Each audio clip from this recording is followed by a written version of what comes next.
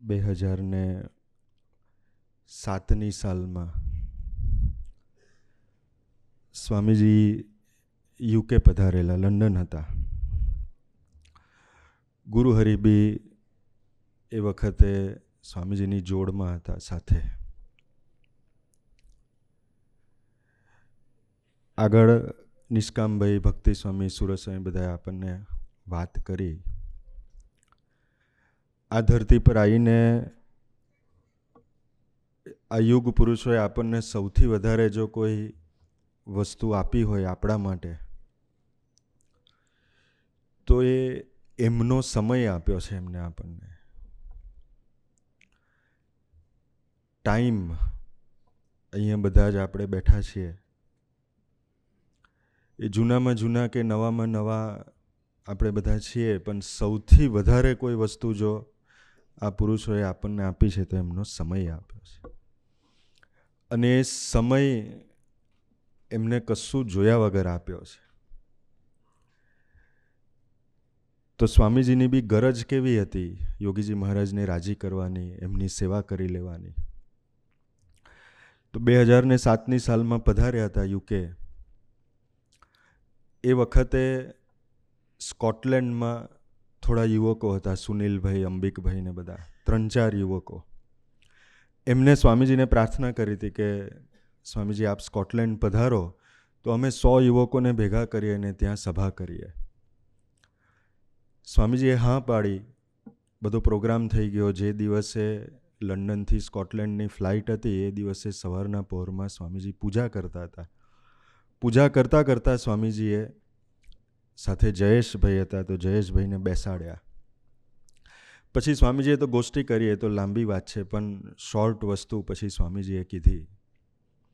સ્વામીજીએ કીધું કે જયેશ સાંભળ, કે અહીંયાથી છેક સ્કોટલેન્ડ જવાનું. મને બી ખબર છે કે દૂર છે, ત્યાં કોઈ વ્યવસ્થા નથી. મૂળ વાત સ્વામીજી એટલે કરતા હતા કેમ કે સ્કોટલેન્ડમાં ખાલી 3-4 યુવકો હતા, સુનિલભાઈ, અંબિકભાઈ ને બધા. એ પોતે બી નાનકડા ઘરમાં શેરિંગમાં રહે. તો સંતોને લઈ જવા હોય તો પણ ક્વેશ્ચન માર્ક થઈ જાય.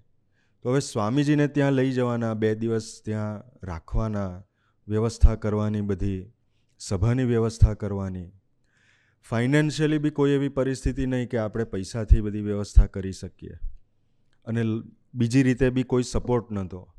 જમાડવા હોય તો સ્વામીજીની રસોઈ તો સંતો બનાવી દે, પણ બીજા સંતો, બીજા યુવકો, એની બધાની રસોઈ બી કોણ બનાવે આટલી બધી? બનાવવું હોય તો વાસણ બી ક્યાંથી લાવવાના? બહુ બધા ક્વેશ્ચન માર્ક હતા. સ્કોટલેન્ડ એટલે આપણે બોલી નાખીએ કે સ્વામીજી સ્કોટલેન્ડ પધાર્યા, પણ સ્વામીજી કેમ કહેતા હતા કે આ સ્કોટલેન્ડ હું જઉં છું એ કોઈ નાની વાત નથી, કારણ કે ત્યાં વ્યવસ્થા નથી. એ વખતે બી સ્વામીજીની ઉંમર 73 વર્ષ હતી. તો 73 વર્ષની ઉંમરે, એટલે સવારના પોરમાં ફ્લાઇટ હતું ને, સ્વામીજીએ જયેશભાઈને કીધું કે જયેશ, મને બી ખબર છે કે સ્કોટલેન્ડ જવું એટલે કેટલી બધી તૈયારી, કેટલું બધું અઘરું, કેટલો બધો ખર્ચો, પણ છતાં બી સ્વામીજી કે હું જઉં છું એનું કારણ એટલું જ છે કે ત્યાં 3-4 યુવકો છે, એ બીજા 100 યુવકોને ભેગા કરશે. પછી સ્વામીજીએ કીધું કે હું સ્કોટલેન્ડ જઈશ અને એ 100 યુવકોની સભા કરીશ તો અક્ષરધામમાં રહ્યા યોગીજી મહારાજ રાજી થશે. અને યોગીજી મહારાજ વિચારશે કે 3-4 યુવકો માટે સાધુ હરિપ્રસાદ છેક સ્કોટલેન્ડ સુધી ગયા. સ્વામીજી કે આટલું જ યોગીજી મહારાજનો રાજીપો મળે ને એટલે હું સ્કોટલેન્ડ જઉં છું. ને પછી સ્વામીજી સ્કોટલેન્ડ પધાર્યા, 2 દિવસ ત્યાં રોકાયા, સભા કરી. તો એ 2007માં સ્વામીજી પધારેલા.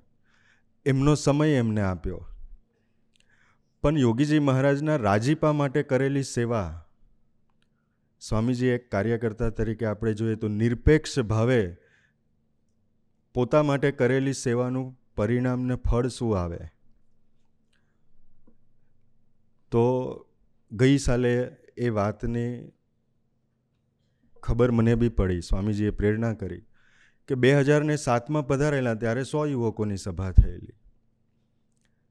આજે 17-18 વર્ષ પછી એ 100માંથી કેટલા યુવકો સત્સંગમાં છે? તો કે કોઈ નથી, જે ભેગા થયેલા એમાંથી. પણ થયું શું?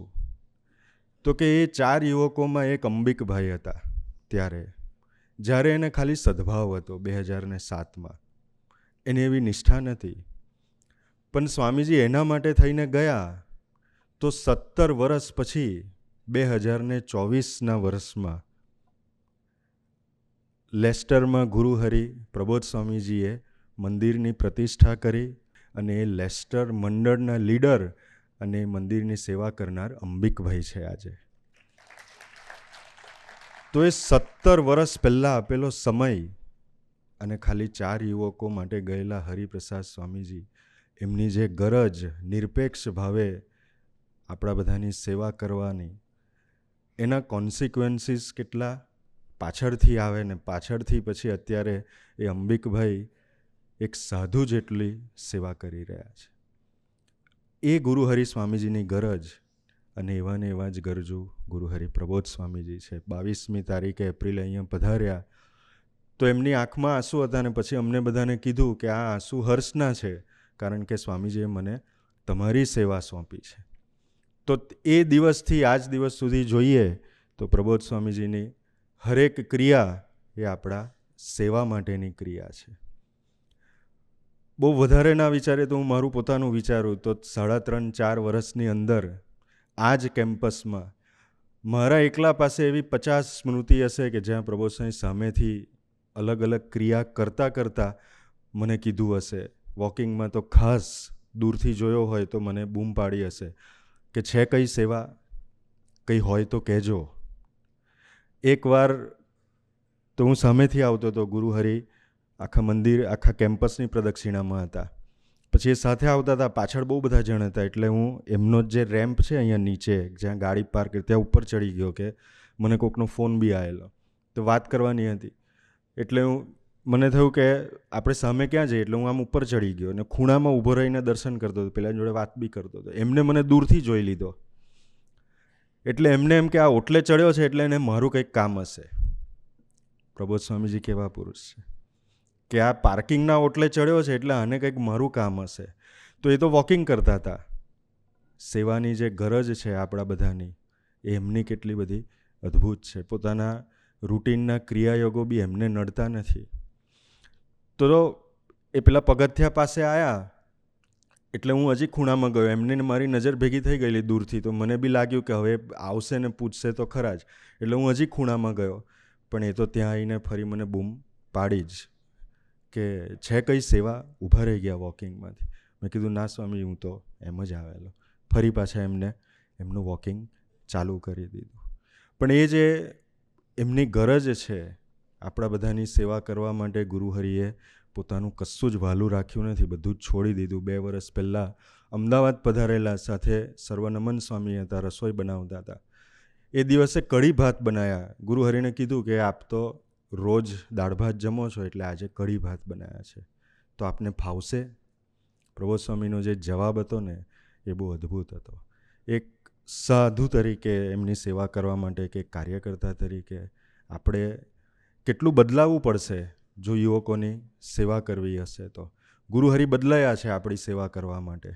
એમનું અંગ નથી અત્યારે જે આ સોફા ઉપર બેસવાનું આવી રીતે, એ બધું એમનું અંગ નહીં. આપણે હરિધામમાં અમે તો એમને જોયેલા છે.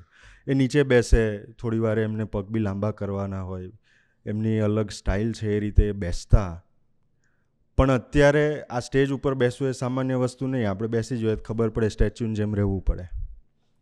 તો 50 વર્ષ સુધી કોઈ વ્યક્તિએ નીચે બેસીને સભા સાંભળી છે, પોતાની રીતથી જીવ્યા છે, એ વ્યક્તિ 50 વર્ષ પછી આપણી સેવા કરવા માટે 100% ચેન્જ થઈ ગયા.